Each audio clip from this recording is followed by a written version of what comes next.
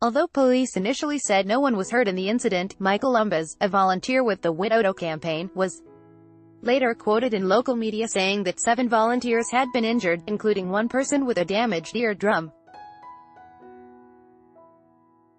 As people fled the Gelora Bung Karno stadium complex following the explosion, Widodo leaned heavily on his first-term achievements during the debate.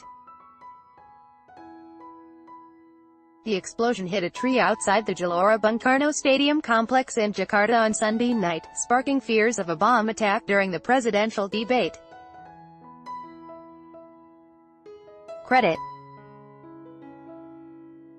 James Massalathies included distributing millions of land ownership certificates to farmers and a big infrastructure investment program that has seen close to 200,000 kilometers of new roads built, and new airports, seaports, rail lines and dams.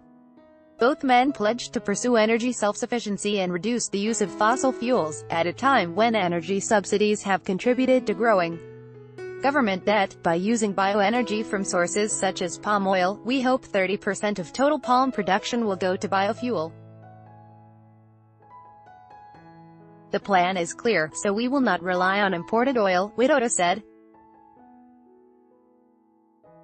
Both men took a nationalist line on the need for the state to control more of Indonesia's natural resources, though Prabowo more so. He criticized the president for rising imports of commodities such as sugar, wheat and corn, which he alleged has hurt local farmers. Indonesian President Joko Widodo left gestures towards his opponent, Prabowo Subianto, during a second presidential debate in Jakarta on Sunday. Credit: Bloomberg. If we are given the mandate to be in power, we will ensure affordable food for all Indonesians, while ensuring producers, farmers, cattlemen and fishermen generate adequate income, Prabowo said. We will cut electricity and staple food prices, and provide fertilizer for farmers at low cost. Loading the debate between the incumbent and the two-time challenger was an improvement on the first debate, as the men did not have the questions in advance, but neither man offered much in the way of a detailed program. Tapsel, who is based in Jakarta, said after Sunday's debate that, "I don't think too many votes will swing on that debate. Both candidates basically reinforced the issues they feel important to them. There isn't much difference between the two men, on policy issues or in the way they think the country should be run.